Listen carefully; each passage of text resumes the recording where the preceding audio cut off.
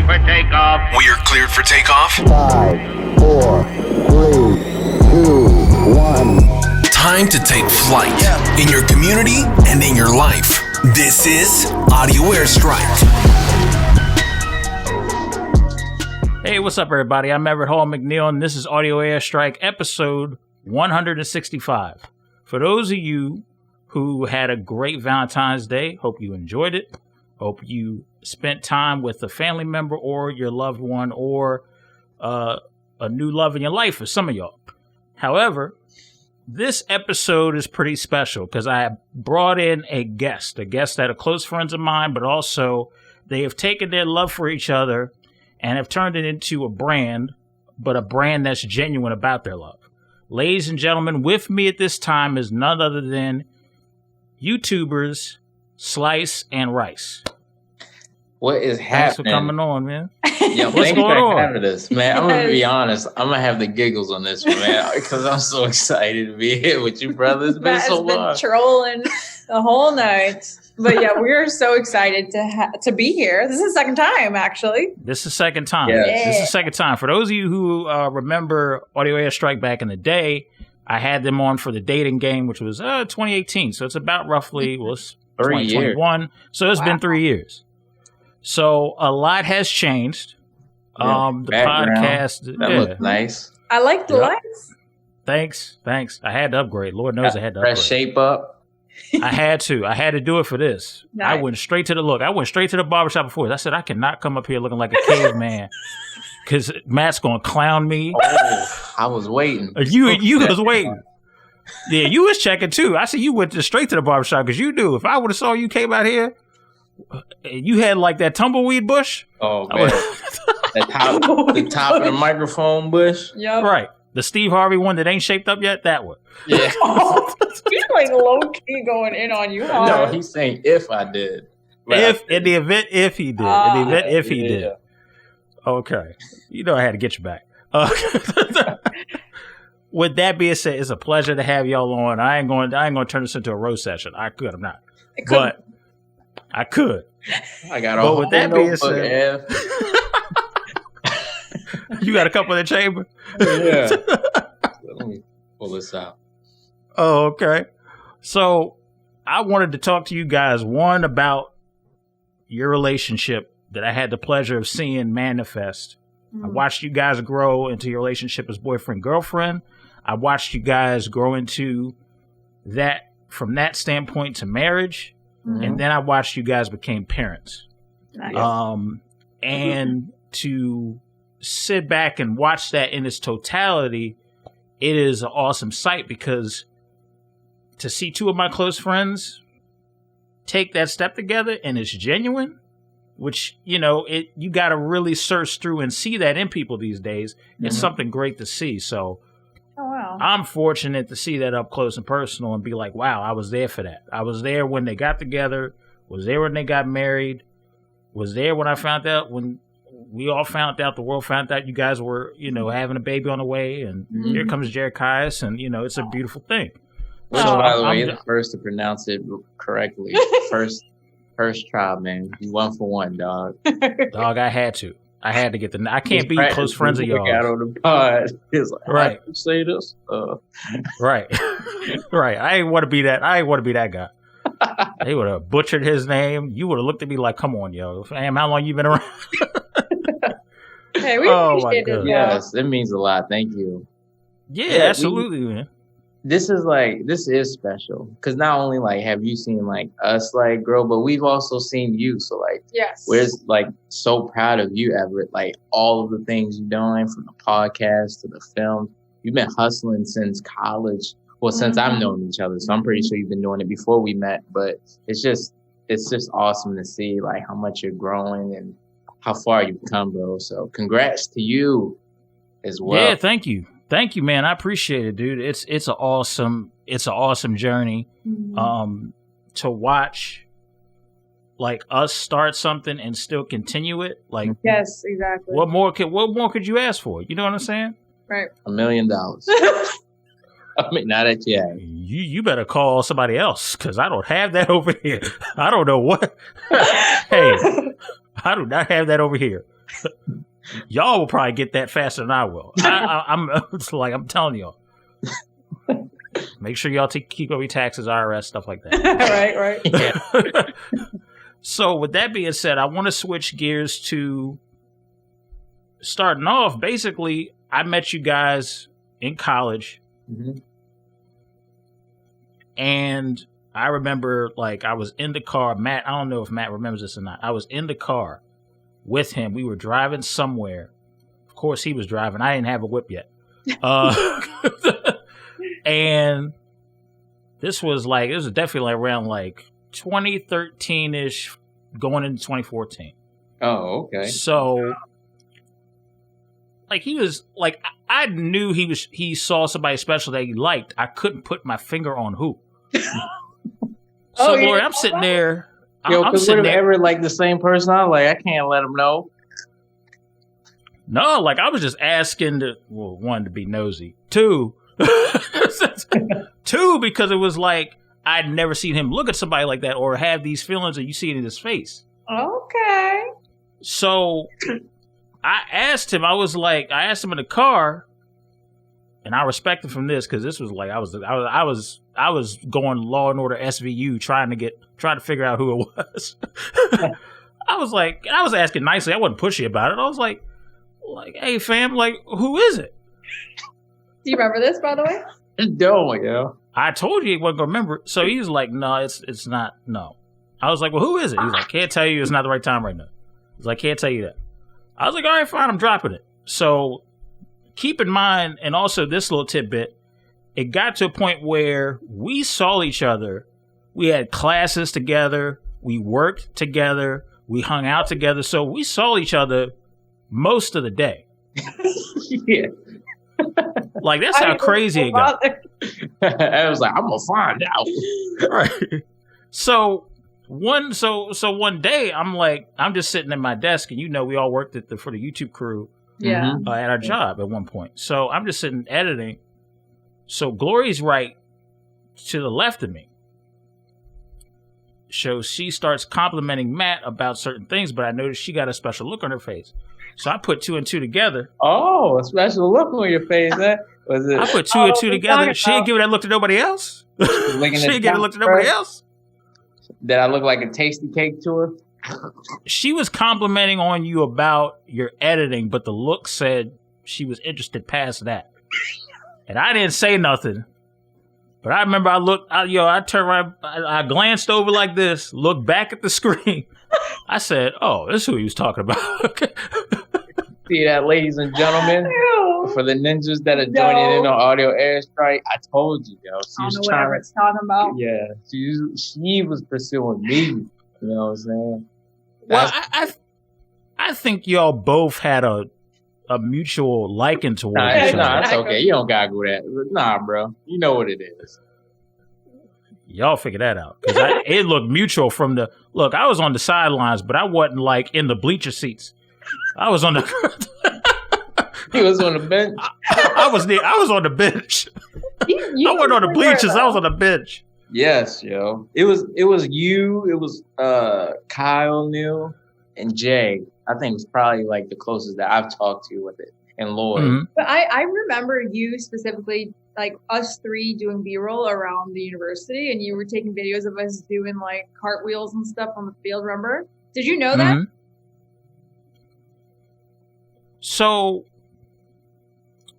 me taking video of y'all doing cartwheels, that part I don't remember. But I do remember that y'all would joke around, laugh. You know how somebody's laughing and joking around, but then the chemistry is so strong, it's like, oh, wait a minute. Now, come on now. Y'all ain't just friends. This is something totally, I ain't trying to like push y'all, but it was like, okay, this is something a little deeper here. Wait, you know what I mean? The question, what about the surprise birthday party? Because you okie doked me on that one. It was a surprise birthday party. It was like our senior year, and me and you had to go to like the YouTube crew party, and Glory couldn't be there. She was planning the surprise party and stuff. At this point, you already knew what the deal was. Or, I already had the rundown. You already had the rundown. I already had the rundown. They were in communication with me. I remember I had to tell them where you were, what was going on to a certain extent, and when you were coming back. So that's when I had to, I mean, I had to tell him, otherwise I would have got killed for it. Tell Joe, our manager, like, oh, I can't come to the shoot. I'm studying for exams. And he's like, that's funny. Exams aren't until next Knowing Joe, he would have bought into it. Like, I'm studying. She told me she was studying with her friend. Meanwhile, she's setting up the surprise party in her apartment. So I legit waited outside the apartment in my truck as they were decorating for my party. That was funny. We are getting so sidetracked. I know we are. My bad. This is good memories. This is good memories. Great memory. No one knows about this story. Yeah, this is like a pre-slice and rice story. Mm-hmm. Right. So when he came through, and I mean, and I'm going to tell you this, man. When I tell you she decorated, got the people together, had all this stuff decorated, you walked in, had that big surprise on your face, and it was everybody that we were close with. Yeah, that was there. Nice. Yeah. It was a nice turnout. Yeah. That was amazing. That was my first ever surprise birthday party. Oh yeah. Great. And I remember Sean, I don't know if you remember this, Everett. Sean had a huge mirror. So when Matt opened the door, Sean was like, right. Matt just saw his all I saw was my reflection. It threw me off. I was trying to process it. But when I walked in the building, I heard a lot of talking. It was like, ah. And I was like, oh, what the heck? Right. And I remember I was like, is this a surprise? And I remember knocking on the door and then moving away to see if it like opened, because I didn't know if it was a trap. You know what I'm saying? I'm paranoid like that. And I walked in and it was surprise. It was awesome. It was dope. Great trip down memory lane. Yeah, definitely. It definitely was. So, I got to ask, because we all went to college together.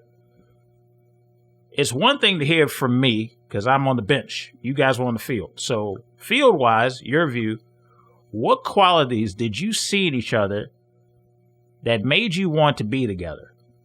What qualities did we see in each other that made us want to be with each other? Well, when we first met and like we actually started talking with each other, the first like bonding point was our love for YouTube, because I never met anyone that loved YouTube the way I did.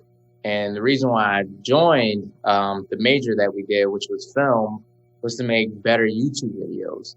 So I remember the first time I saw Glory, we were in the film organization and we were trying to bring in new members. And I remember I saw across the thing. And I was like, wow, that girl looks amazing. Like, who is that? I've never seen her ever.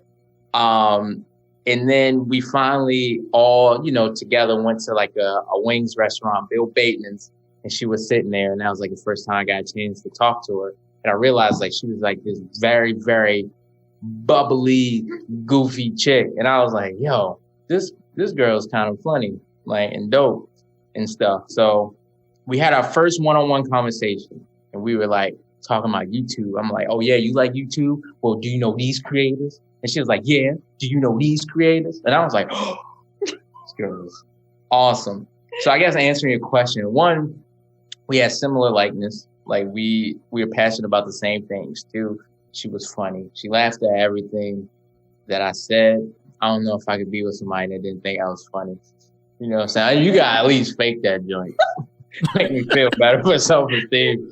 But she genuinely laughed really, really hard at my jokes and stuff. And then, she treated me with respect and love. Like I knew she didn't have to tell me she liked me. Like I could feel it and I knew it just by her actions, which felt amazing. So that was like the biggest attraction for me when I first met Glory. Are you crying? I kind of missed the question and answer. So Glory, I'm gonna ask you, what qualities did you see in each other that made you want to be with Matt? Whenever I think of like Matt when I first met him, my first impression of him was like he was a mystery. Like I couldn't figure him out, and there's something very attractive about that. Like I was like, who is this Matthew Brooks? Like he's so suave. Yeah, she blushing and getting giggly. You bringing back Towson memories. You got a trip down memory lane. But he was just like this cool guy that I didn't know like much about. But yeah, like he said, he was immediately like, he was just someone that immediately, like, you know how you can be like reserved around someone, even if you're outgoing, like, but he was immediately someone like I could feel comfortable around. I think one of the best things though that I immediately really liked was that he believed in God, and he was like bold about that, and he didn't really, like that was really important to me. So. Oh yeah, me too. Okay. Yeah, that's important. Yeah. That was kind of like the important thing. And I think that was another aspect that was a connection for a lot of us being friends, because we was in a big melting pot where it was like they accepted. One thing I will say about the melting pot that we were in was like everybody was kind of accepting towards everybody, mostly, at least around us. So it was a pretty cool situation. Now I'm gonna ask this. Now, this may be a little bit of a spice. The next two may be a little bit spicy of a question. So if he says, "Oh, word," that's the cue. We'd have messed up. We'd have ruffled a feather here and there. I'm asking anyway. Really trying to get some views now, huh? I'm not trying. Look, I ain't trying. No, I am not trying to incriminate y'all. No. How did those qualities mature and strengthen your relationship? The qualities that you guys saw each other from way back when. Oh, that's a light one. I thought you was going deep and dog. What you? Trust me. Topic 3 is gonna. Oh, okay. I think a lot of the stuff, like I feel like we knocked out early on. It's crazy because we started out working with each other from college. Then after we graduated, we worked with each other at University of Maryland, and even doing University of Maryland and just doing freelancing stuff. And then we're still working with each other with our YouTube channel. And it's like, it's crazy. Me and Glory will reflect like, yo, like we hear all this stuff about marriages and like people like butting heads and stuff like that. Like with work and stuff, if they work together. Well, work, but even within our marriage, but it's just like, it's hard for us to like think that way because we just have so much fun. Granted, we do have disagreements and arguments, but we've never, and knock on wood, if there's wood, when we get in arguments and disagreements, we've never ever once called names to each other, cursed at each other out of anger, like all of those things. And it's like, well, one, I don't want to. And two, it's just like, we understand that we're a team in all of those things. And I don't know. I just feel like we've just been raw and authentic since the beginning. I don't know, like if Glory's bubbliness and like us having fun, I don't know if it just grew. It's just been there since day one. Yeah. You know what I'm saying? Yeah. So that's a hard one to answer. No, but I think that's good. Like, I think because it's really cool to see that God had us working together early on, like YouTube grew and you got to be a part, like we all got to be a part of that. And now we're still working together like 6-7 years later. So that's definitely a way we've matured, is like working and growing together. But also back to the like finding out he believes in God and stuff like that, like that's definitely matured, you know. I think we went to church with each other first time. Was it while we were in school or after we graduated? It was in school. Yeah, during college and stuff. So like we kind of like grew in that as well. Yeah. Oh, it's awesome, dude. That's awesome. Yeah, spiritually, but I don't know. That's a hard one. Yeah, because I still like we've always been funny together. And actually, you did get funnier. Never mind, I take that back. She got funnier. She can roast me now. She's been hanging around me too long. Way too long. So I gotta calculate that. Like, do I really want to go in on Glory right now? Because she be having some crazy comebacks lately that be stinging, bro. So I'll be like, well, she hung out one with you, one with me, and then she got to experience me and Sean roasting each other. So that kind of influences people. Oh, yeah. Shout out to Sean. So this might start something. Hold your breath. What was a flaw that your partner personally grew out of? A flaw that we grew out of? I don't know if we had like flaws. Or the one that you think because you think the other person, right? That you think it could be the other person. That's crazy. Because even then, like when I look at Gloria and think of her, like, well, just tell them. No, it's for real. It's flaw. I personally think Glory's flawless. No, So when no. no, I'm gonna tell you what my headspace went. When you asked that question, I reflected on myself. I mean, I think that's just how our relationship is. Is like when we talk about growing, we don't. It's not about what the other person do. It's about what we can do to make the whole thing better. So for me, when I heard that question, I thought to myself, like, hey, Glory has helped me open up and being in environments where I'm usually like very reserved. Like going to the movies, I used to hate when people talk and do all of these things. And then being with Glory, we would watch a movie, she would talk a lot and like make comments about the movie. And I like to concentrate. Now we're at a point now where we can sit down, and it's even more fun now, like when we have fun commentary watching the movie and all of those things. So I felt like she made me more open to like experiencing things. Not everything is meant to be kept inside for me to focus. Sometimes I can just let things go and just enjoy the moment with the people around me. And I think that's a big flaw that she kind of helped me bring out of. But my wife is flawless. I can't think of a flaw that you had, but that was some flaws for me, didn't you? I know you did. Well, thank you. Wait, the question was in each other or in us, or? You can say within each other. So he talked about how he sees you flaw-wise, which is completely almost like flawless. And then you can say what you have to say if you saw any flaws in him.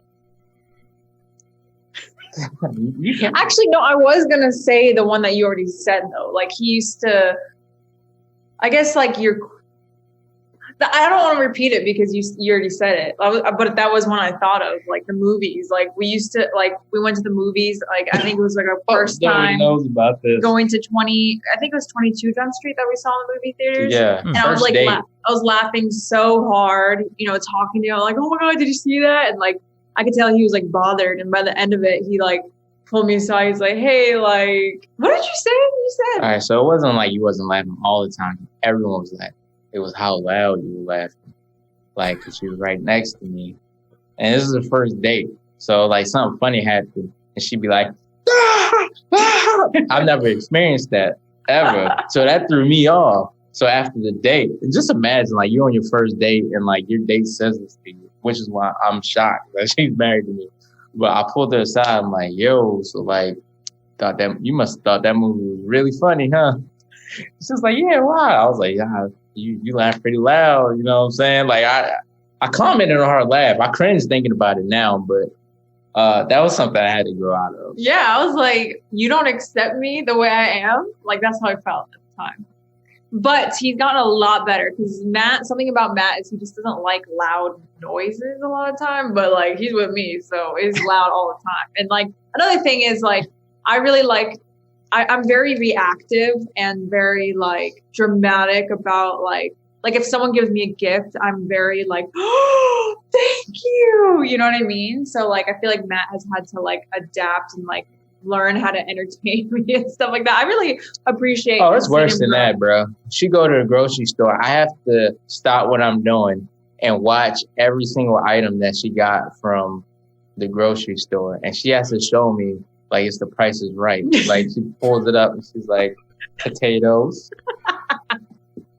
I got some milkshakes. And it goes through, it'd be like 5 bags. We're going through every single item that she got and stuff. So but you got better at entertaining me and just letting me do me. Yeah. But she's always been an extrovert. Like if you really think about it, she's been like the biggest extrovert out of y'all and out of the three of us hanging out. Like, that's just how she was. Oh wow. Like super extroverted. Oh yeah. You know what's funny about that? Like I said earlier, like some people bring that out of you. I feel like I just felt so comfortable with you and then Matt and like Sean and Jay and everyone. But like sometimes I can be really actually very introverted. It just depends on the people that I'm around. Like, oh yeah. Yeah. I mean, I guess that's everyone. But at the same time, on that same note, I feel like Matt especially brings out like this person in me that is like very upbeat and like I laugh a lot with him and some friends too. But like if someone that watches our videos meets me on the street, they might be confused because they're like, why isn't she as like, you know what I mean? Like extroverted as she is on video. You know what I mean? Because sometimes I'm not, I mean, a lot of the times I'm not like that when I'm just like to myself, because there's certain people that just bring that out of me. When you meet your favorite public figure, just because they're on camera like that, you may be coming at them at a time where that's kind of turned off, and they may be in a situation where they're relaxed, they're calm, they kind of chill, they're not really like, you know, doing all this and you know and all that stuff. They're not doing that. They're just at a moment. It's peaceful, it's calm, and you know they're just real chill. So it's not that they're not excited to meet you. It's just you kind of came across them maybe at a time that they have like some peace, tranquility. They're just out and about, kind of, you know, in the calm. That could be the case for some public figures. I can't speak for everybody because I'm not in their camp, so I don't know. But you know, that's kind of the thing. This kind of situation that happens. Yeah. It's true. How does your partner approach adversity in your relationship? I'll definitely brag on Matt because I feel like, I don't know, I feel like I couldn't be, I just told him this earlier, like I don't know if I could be with anyone else. And because I feel like he's really good at handling, like when we have issues, it's, the end result has to be a solution. You know, there's no such thing as like, oh, well, I mean, we give each other time. Sometimes we just like, if we're both really mad or if something bad happened, like we don't like talk about it right away because, you know, you need to cool off. But like, you know, like the Bible verse, like don't be mad, don't let the sun go down when you're upset. Like I would say it's pretty true. He's really good at like hearing me out and doesn't have a hard time apologizing, or, you know, vice versa. But I feel like he's really good at communicating and like not, there always has to be a solution. You know, we can't just like talk about something and then slide it under the rug. Like there's always a solution. So I really appreciate that about him, because I don't know that I feel like that's where a lot of like relationships can struggle, is like the lack of like communication or willingness to like come up with a solution. So I think he's really good at that. Thank you. I think for Glory, she's really good at bringing it back to God and like a lot of things. So when bad things happen, not within our relationship, but just in life in general, or if we're having a disagreement or something like that, it's always we always like realign back with God. And Glory's usually a lot of times being the one to bring up God in these situations, which is great, because it helps condition me to do the same thing in a lot of ways. And I respect that, because if God's not in the equation, then it's just like, how are we expected to make the right decision if we are not basing it off of what God wants for us? You know what I'm saying? So it's just dope to just see how whenever anything happened in Glory's life, even if she's not praying about something, she'll always say, oh, that's something I should have went to God for, like prayed. And it's just like super cool to see that, because one of the main things in our marriage we want to stress is like God is our foundation and stuff. We fall astray a few times, but we always work to get back to that foundation. You know what I'm saying? Nice. So, Thank you. yeah, super important. Yeah, and I think that is very, very crucial and very, very important. Because adversity is going to come no matter if you're a family that is well off or you're a family that is dealing with a lot of less fortunate things. Like, it doesn't matter what your background is, Yeah, exactly. or your occupation. When it comes to having a strong spiritual foundation, I'm not going to say religious because people get skittish about religion. Yeah. I'm going to say a spiritual foundation. Me, myself personally, I was raised Christian just like you. So every decision that I make is like, okay, how is this going to affect, one, my relationship with God, two, how is it going to affect me in the future? And the reason why I ask those two questions is because they go hand in hand. There's a path that everybody has that's unique to them. And God speaks to people differently. Yeah. And, you know, just because God is speaking to this person one way doesn't mean he's necessarily going to communicate to you the same way, because maybe for you, your love language is different than that person. So he has to communicate you through a different way. And it's very, very important, especially for people who are just starting out in a marriage, or people who are at a crucial point in their relationship, whether it's boyfriend, girlfriend, or they take it up a notch to marriage. Get the counsel from the people you trust, but also make sure you get that heavenly counsel too. Exactly. Because like it just goes hand in hand, and it's just less of a headache to deal with. Once you know that all your decisions are in place and in a spot where, okay, this aligns with what God wants. Mm-hmm. This aligns with close counsel that I trust, and they're both saying the same exact thing. Mm-hmm. That's how you know that's a confirmation. Mm-hmm. And that's how good communication starts. Yeah, man. I let me tell you something. You guys don't know how much I admire the fact that you guys do that on a rabid pace. Like, you guys constantly do that.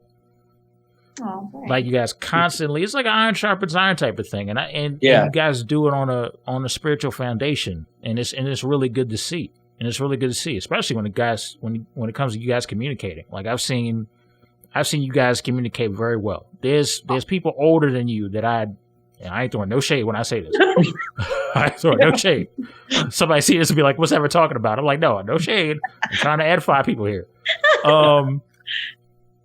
I've seen people both older and younger than you guys not be able to figure that out for whatever the reason may be. So the fact that you guys have taken that step and have turned around and grown in that says a lot about you guys and your communication level, which brings me to this question.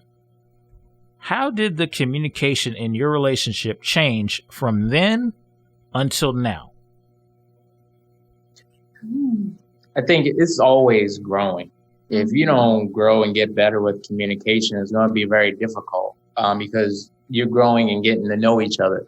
So starting out, I think it's always important to establish, like, I don't want to say barriers, because once you're married, those barriers get broken down, but just understanding like what the other person like and don't like, especially in the communication things, and then growing from it. When you're in a relationship, it's always important to know that you're a team. And I think that's where a lot of like our pride and ego goes, because we don't want to lose. And once you set aside and understand like, hey, no one loses. The only one common winner we have is like our relationship. And if we can work something out and find a solution, it gets better and we both will be happy and have a better relationship and stuff. So, all of the arguments and disagreements that we have, it's always about understanding the other person. Glory, what do you think? No, I guess the first thing that I thought of was like something that I used to do and that I'm still struggling with, but have grown in. I guess that's why I was like thinking of that. So something that I used to do a lot to Matt was assume or expect him to know something without me telling him. You know what I mean? So like expecting him to know that, this is an example, like that I like when he compliments me, for example. I'm not saying that's a real example. I just can't think of anything. But like, I wouldn't tell him that. I would just expect him to know that I want that. And then like, I get mad at him for not knowing that. And then like, he's like, why are you mad? And then I have to tell him. He's like, well, why did you assume that about me? So I feel like over time, I've learned to like not expect things about him. Then I would like be more straightforward. So for communication purposes, it's all about assuming, is what you're saying. The assumptions in a relationship is what's right or wrong. What? It's you were basically talking about assuming. Yeah, like I was wrong to assume or have those expectations on you. So like now I feel like I've grown a little bit more and not throwing assumptions on you, but I feel like sometimes that's a good one. That's a good one. Yeah. I think assumptions in the communication thing, but that goes along the lines of what I was talking about, like I kind of understanding where the other person's coming from and putting ego aside. And I think that's the thing that really hurts communication relationships, because people got pride and they feel like this is the argument, so I have to win in order to feel good, when you should be focusing on what's the solution and what's best for our relationship. You know what I'm saying? So are we growing from this conversation? Hey, I did something wrong to Glory. She's telling me what I did, that hurt her and stuff. So I need to hear her out and listen, and I need to reflect and tell her where I was coming from and understand, okay, maybe I need to do things different. And I think that's what grew in our relationship from then until now. And it gets better as we continue going on that path. And I think that's a major key too, because I think a lot of times what ends up happening is that people get so caught up in, I'm trying to win this argument. This is not a boxing fight. This is not a football game. Yeah. This is a collaborative effort. Yeah. This is a collaborative effort. You can't, you can't argue for sport. You're going to be single quick. Yeah. Hurt hurt people. So it's like, if you're hurt and you're going into an argument, your goal is to make that person feel what you're feeling, which is why that's where this I have to win mentality comes in and stuff, because at this point you ain't looking for a solution. You're you're out for blood and to kill and stuff. So like once which I struggle with sometimes. Yeah, but we take time, we understand, like when you understand yourself and understand your mental space, you understand like, hey, I'm not in the right headspace right now to communicate properly. So let's take some time apart. You know what I'm saying? I'm going to go in another room, listen to music, or I'm going to go chill here, do this thing, and then we'll come back 15, 30 minutes later, and then we'll talk about it when things are calmed down. Yeah, and that's always really hard to do, because when we say like we need a breather, like give us a break, like 15 minutes, 30 minutes, I get really angry when we decide that, but like I know it helps in the end. Yeah. Yeah, and I think that's a very good tool to use, because sometimes that breath, the time you take, collect yourselves, it could save a good, couple days worth of hurt. Yeah. Take that time to, collect yourselves and then articulate what you guys need to articulate. Because sometimes you can be so mad, you can't articulate and then the hurt that you're feeling. Because that rage is building up. So I wanted to ask you this, and you guys have done a good job of communicating. You guys have done a good job of loving each other in that regard. Can you name the moment where your partner helped you grow mentally and spiritually? Name the moment. I think that's a hard one, because I feel like you're just always growing. There's just so many micro moments that happen within a day or years and all of that just builds it up. So I think the important thing is that we are helping each other do that, So whether it's Glory having a bad day and I'm listening to her, if I'm a bad listener, which I used to be a bad listener, in certain aspects, she letting me know like, hey, can you listen to this? Like, this helps me and stuff. So it's like a help me help you type of situation and stuff. It's just so many moments to count. I don't think there's one like big one, you know what I'm saying? Because we all go through the same stuff. Yeah. I peeked at this question earlier, so that I actually did think of an answer. For you, I don't know if this is like the moment, but I remember I don't even think you'll remember this. I remember one time in my life I was like experiencing anxiety to like a level that was just so unbearable. Like I feel like it was affecting me physically and stuff. And you bought me a journal, I think, and then on a paper you said write down all of your anxieties and then rip this paper up and throw it away and give it to God or something. And then you bought me a book about like anxiety and it's linked and like how you can overcome it through Christ. I don't know if do you remember that? Yeah. It was so special. So I feel like that actually really helped me like mentally and spiritually on both levels. I really appreciated that. Yeah, that's huge. That is huge, because recognizing when somebody's dealing with certain anxiety or traumas or stuff of that nature, or really a rough situation. Mm-hmm. The one thing that I've watched from a distance, when you guys when stuff would hit and you guys, your backs would be up against the wall, but you would still have each other's back. Like, that is huge, because y'all went through some stuff, because there's stuff that I know y'all know that I know, where it's like if somebody else had went through all this stuff, I don't know if somebody else, a different couple, would have stayed together and be strong and have that foundation to go through the things that y'all have went through.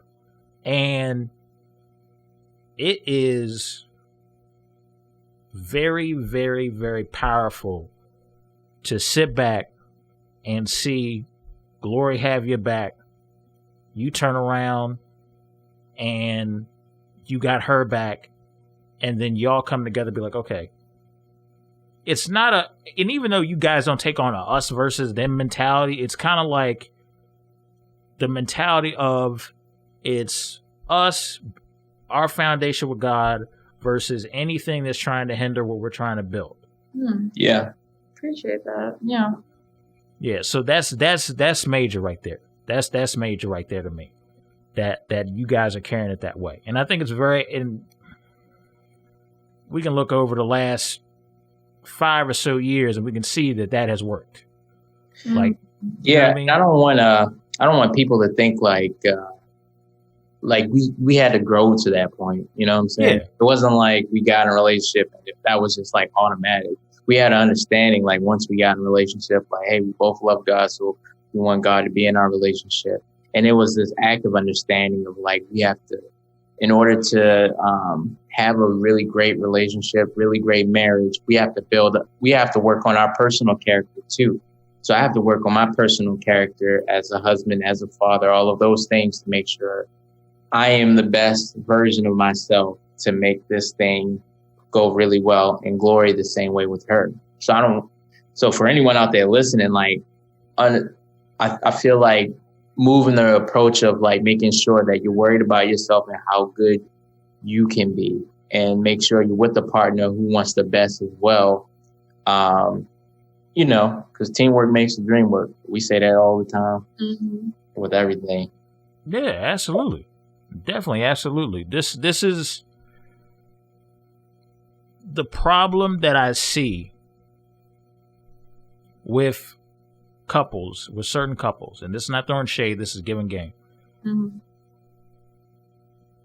Couples think that marriage sometimes will solve all the problems, and it's like the rush to the altar. It's a process. There is no such thing as a rush to the altar. Yep. Exactly. And if you don't take the time to get to know that person and also figure out where they are mentally, physically, spiritually, as time progresses, for both of you guys to make the right decisions, it's going to hurt the potential of whatever the goals are, especially if there's no goal setting. I've seen people not really have a clear direction as to where they're taking this. Somebody gets hurt in. Like, fam, let's get a definition of this first. Like, I've told people that. And so I don't want anybody, I'm glad that you cleared that up. I don't want anybody looking at you two guys, like, this was something that took time to build. Yeah, for sure. As somebody who was on the bench, I watched the play develop.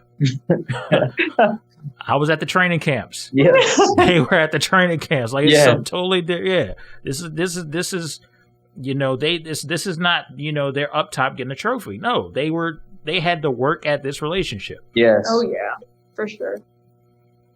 You know what I mean?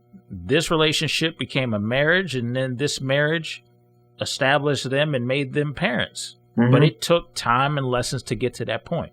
Sure. Which brings me to this next question. Do you know the moment where you knew you would marry your partner? Oh, I guess this is my answer.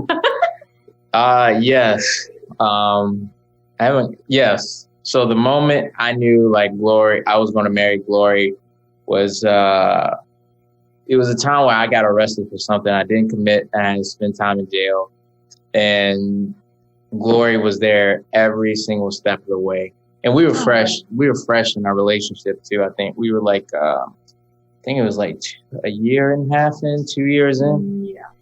So at that point, like in a relationship, anybody would have ran. You know what I'm saying? Like, oh, I don't want to be a part of this. Nothing. Like, Glory knew me. Glory knew my character. She knew I was innocent with everything. She stuck by me the whole way. Like, that's the true definition of ride or die. And at that point, I was like, yeah, this is definitely someone I don't want to lose in my life and stuff. So that was like it. And then, it was just at that point, I knew what things I needed to work on to find the courage to ask for her hand and stuff. So that was a fun process. But that was the moment where I knew, I'm like, oh, yeah, I'm working. I'm going to marry this chick. Okay.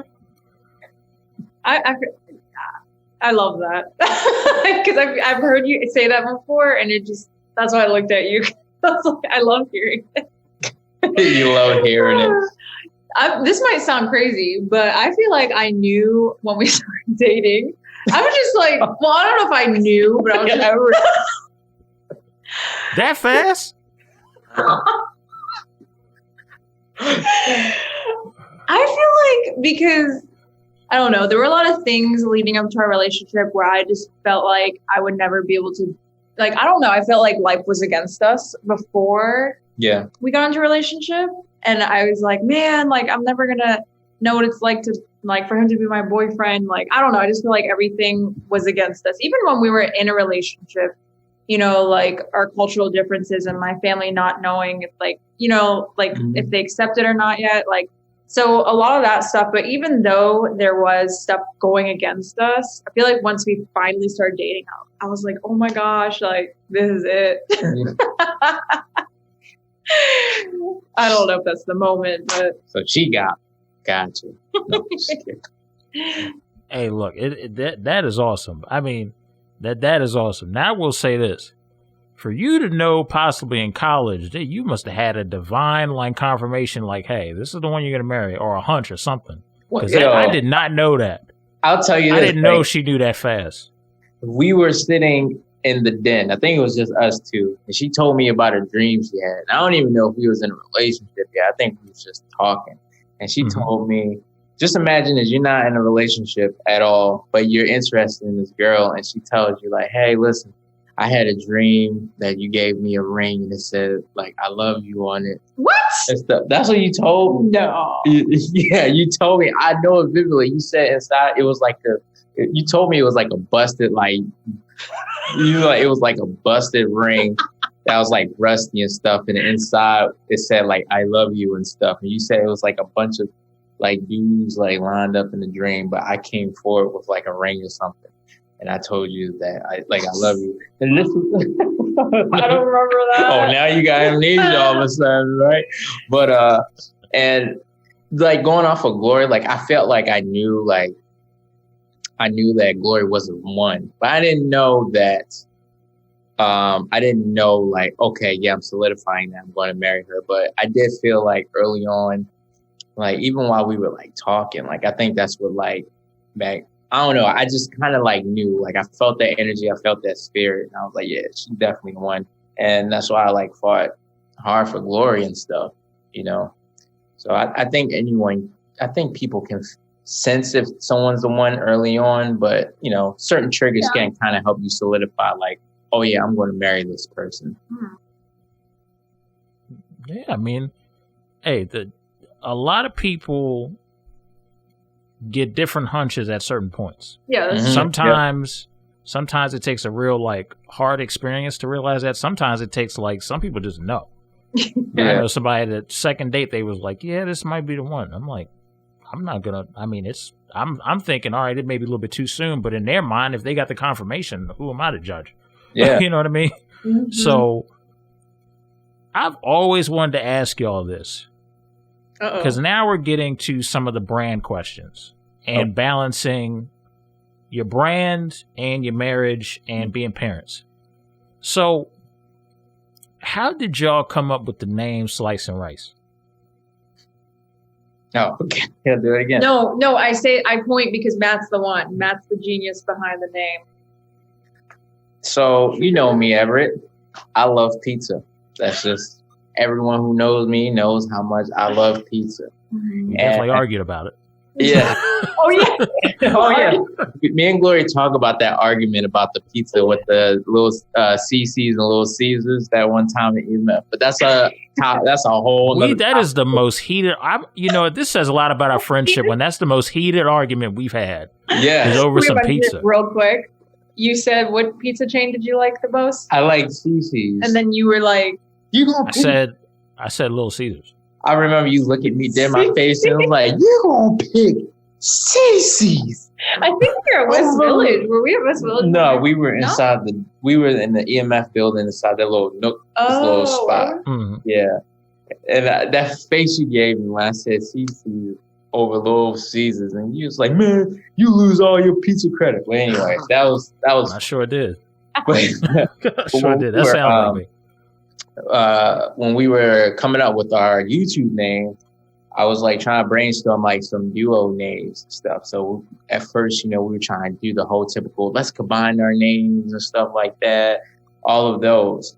And then I thought about Slice, the name Slice. I love pizza.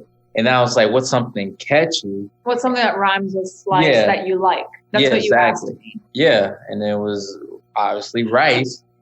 So then it was like Slice and Rice. And then I was like, oh, wow, that rolls off the tongue. I remember the moment. I was like, that's it. I remember that day so clearly. And I truly believe that God gifts Matt with very random like ideas. Because I don't know, I feel like that's a gift that you have, that he like personally gives you like these ideas and creativity.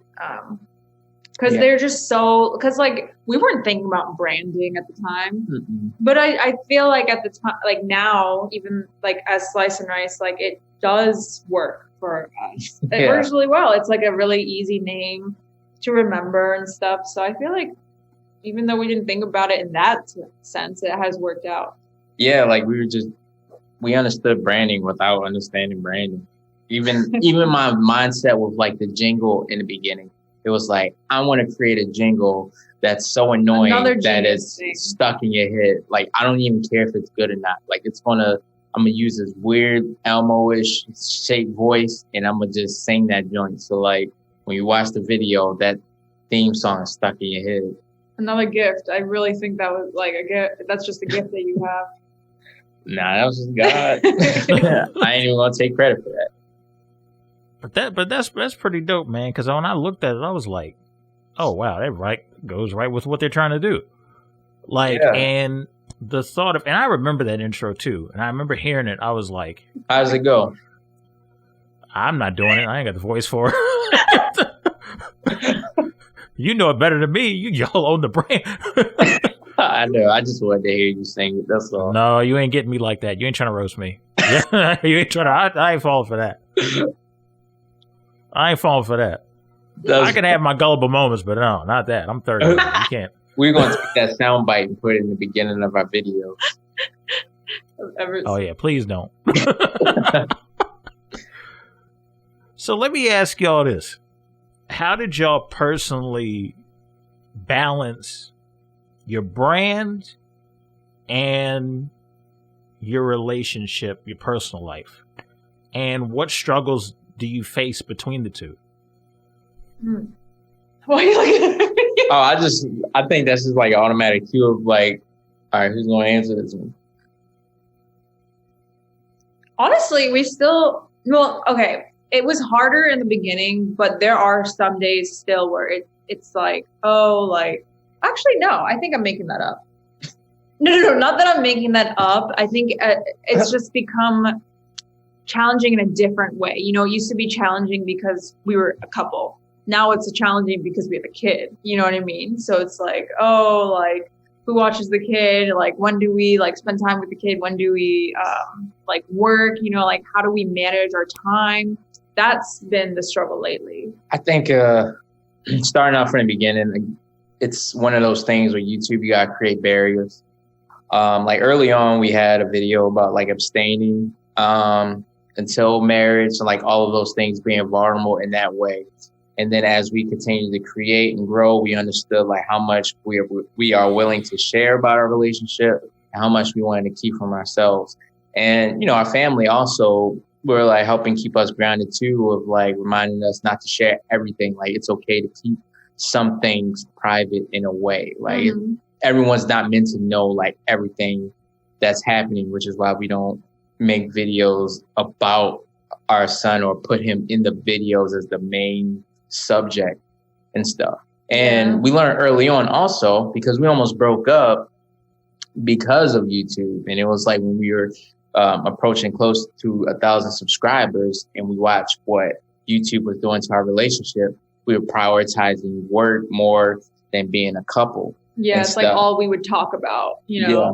But that's so unhealthy. Like there was no time for us to just be Gloria and Matt. We were just constantly talking about. Yeah, and you see it a lot, like with creators that are so sucked in to YouTube that this digital world becomes real life, and they slowly forget who they are as like human beings and stuff because you're so sucked in this world. It's like a whole different world separate from what we live in. You know what I'm saying? So, I'm forever grateful that that moment happened in our life, because moving forward, we adjusted, our relationship grew stronger, and now we know like how to operate, and we know how to be authentically ourselves on and off screen. So it's the same Matt and Glory that you get in the videos and in person and stuff. So, you know, we work to get to that point, which is beautiful. Now, when people see us in person, then they will be like, "Oh, snap! Like, I feel like I know you already," because they do, because it's us, you know. Yeah, and I think one of the biggest things that a lot of YouTubers forget, especially when they get big, you still have to have a slice, no pun intended, a slice of genuine personality within your content. Like, there's got to be something about you guys that has become relatable to over 1 million people. Mm-hmm. You know what I mean? And it's one of those situations where I don't care what anybody does, what materialistic stuff is out here, what's the new trend. When you're genuine, you're going to always win. Yeah. It may not be quantity-wise what you want it to be in your head at that particular moment, but you are going to get more respect organically. Mm-hmm. And more people are going to treat you with genuine love and respect than the guy who's got 250 million subscribers on YouTube, but when he leaves and, you know, does to his $1 million house, people are talking about how much of a jerk he is. Yeah. Right. No shade, just saying, you know what I mean? So I've seen both sides of the coin because I've watched different YouTubers, and I've seen very genuine ones. I've seen ones that they act like a pro wrestler, you know, doing a lot of the antics, but they're actually, when you actually get them in a decent interview, they're able to kind of be themselves. And I have ones then there's other YouTubers that just go off the riff, and it's like, you know, how did your channel ain't get canceled yet for that? Like, you know, crazy stuff like that. But I think what separates you guys from everybody else is you guys are just really humble and genuine. Oh. And that's something that a lot of people gravitate towards. People think it's cool to be braggadocious and do all this. I mean, look, if it's comedy style doing that and it's playful, fine. Fine. If people are in on the joke, fine. But when somebody's genuine and they can see it through the screen, that's always going to get organic reach. That always is going to make people have a closer connection.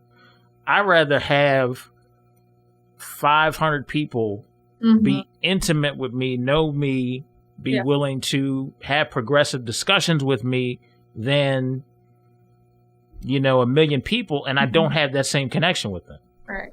And it'll show. So I think that's very beneficial for you guys, and especially within this era of social media and everybody wants instant gratification. Was there ever a moment where instant gratification helped or hindered your relationship? Instant gratification. Can you elaborate a little bit?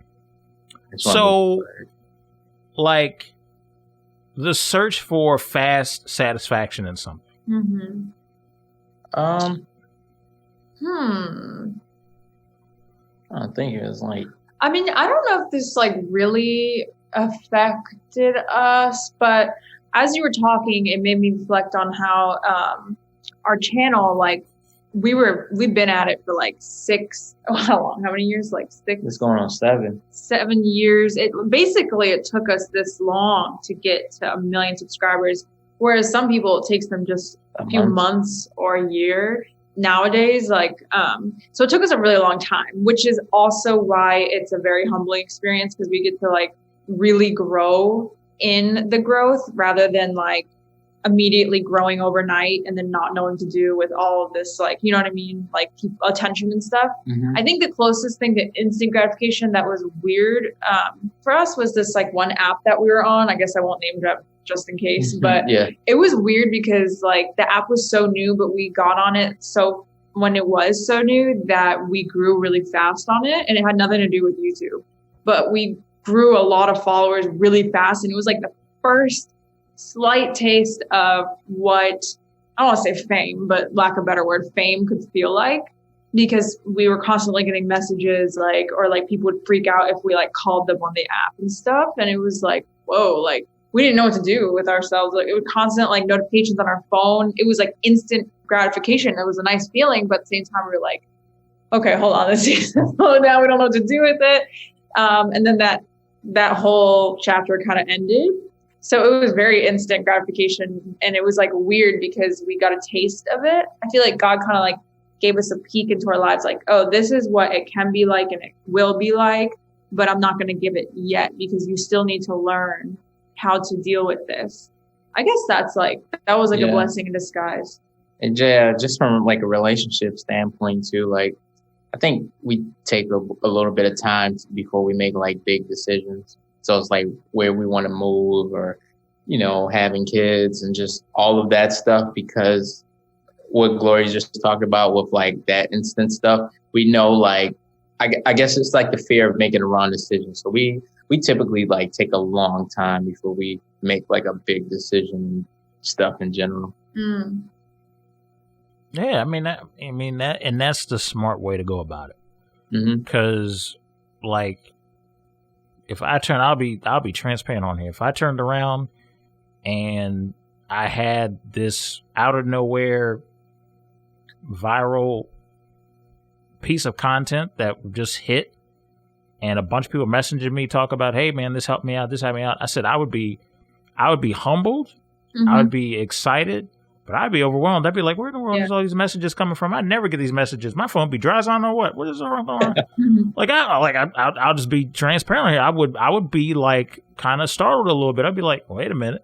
Yeah. You know, so when it comes to like that instant satisfaction, and I think we're at the age now, and I think, you know, when we all met, we was all in our early 20s.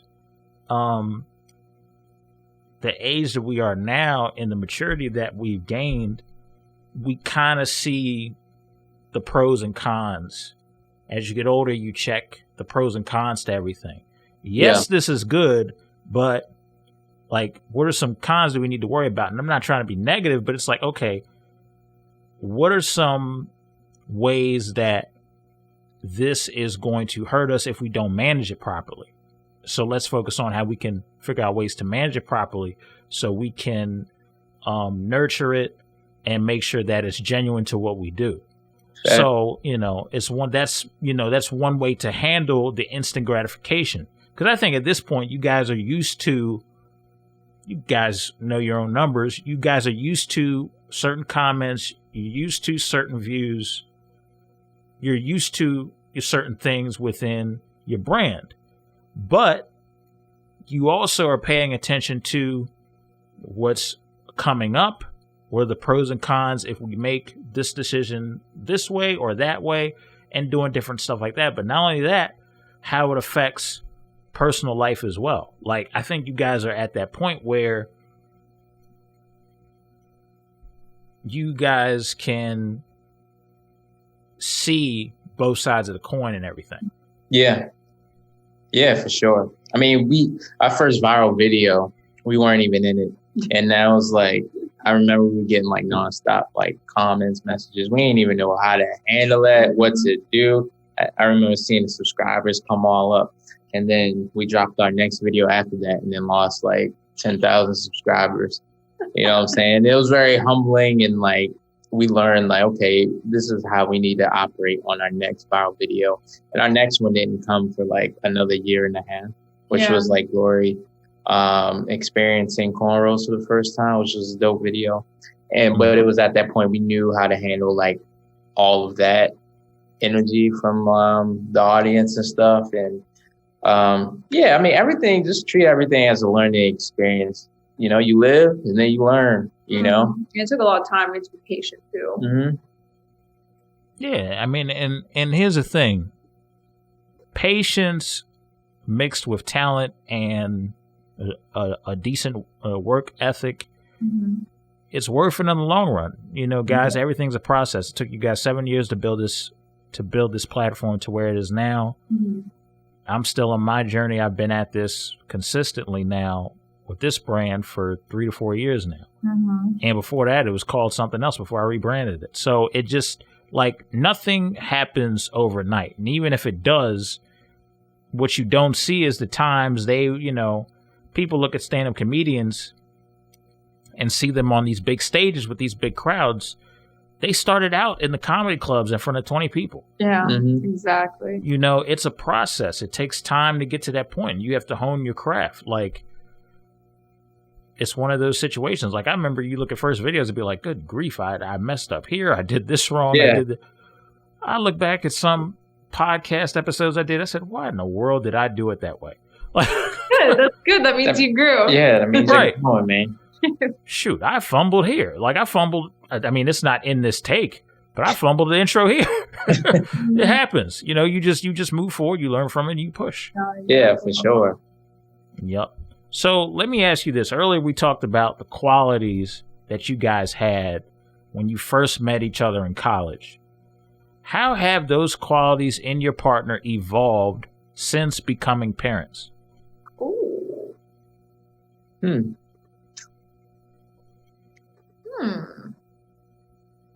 Evolved. That's an interesting one. I mean, because we still like ourselves, but like you have to. I mean, it's like slightly different just because it's our son. So it's like we still add the goofiness to our son with like little songs that we make for him and stuff, and like how we act and dance with them. You know what I'm saying? So it's like if how we interact with each other is like, I was about to say rated R, which is not, but like if it's like PG-13, how me and Gloria act with each other, then how we act with our son is just meant like for kids. It's like same source of comedy, but it's like more for him to get and then more for both of us to get.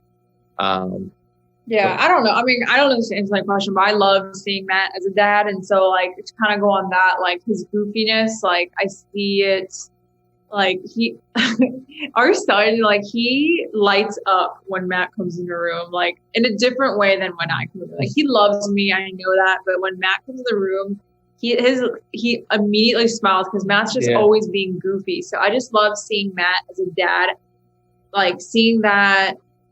I don't know if it's evolved though, because I feel like you're always like funny. Like I guess in a different way. It's really cool to see him being funny to a kid. Because like, you know, I'm just like going off of his funny to me, but like to see it towards our son is just so amazing. It's just Gloria's so the main one laughing. Like she be laughing harder than our son off of like the baby jokes I be doing. But you surprised?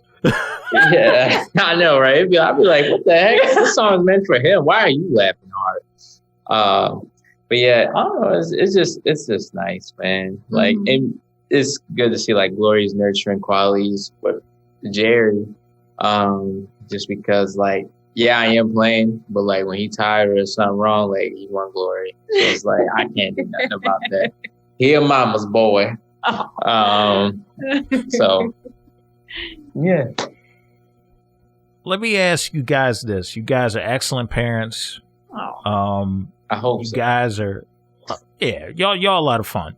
Y'all a lot of fun. Y'all know how to make, y'all went from knowing how to make everybody of different, nationalities, backgrounds laugh, and now y'all making y'all kid laugh. So it's a beautiful thing. You guys naturally have a gift of bringing happiness and laughter and being genuine about it. Now, I do got to ask you this, because we got to look out for people.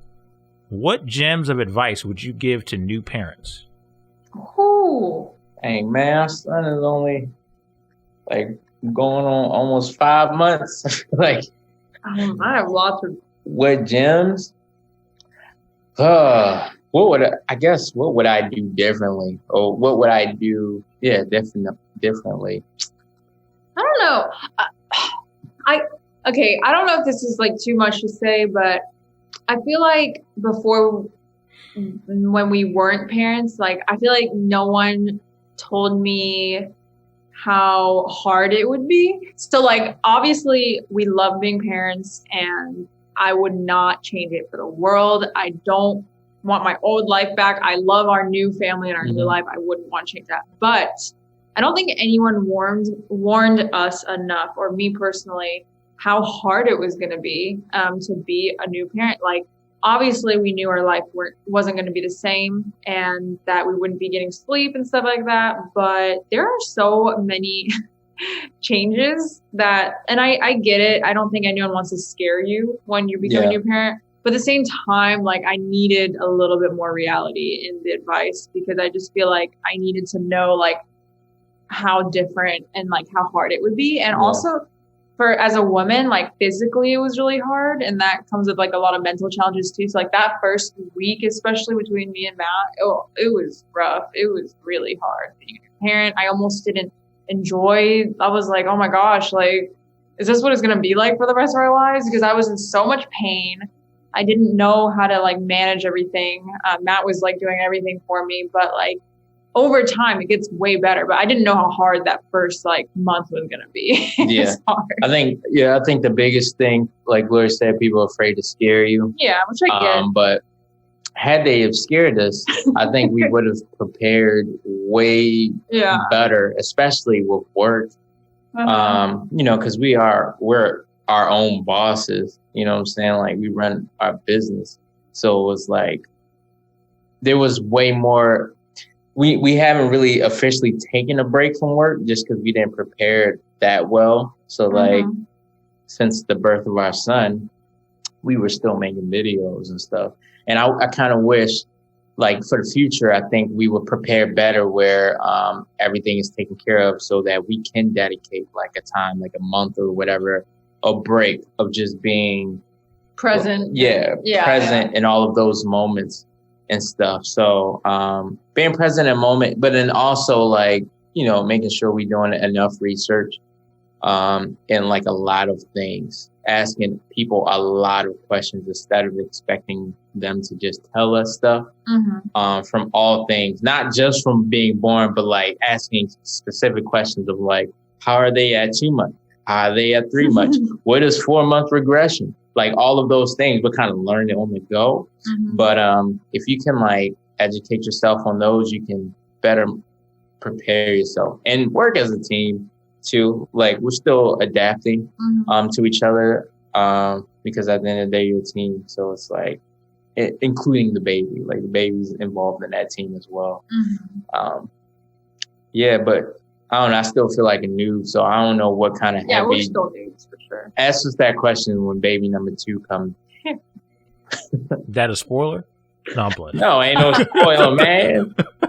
Unless you know something I don't know.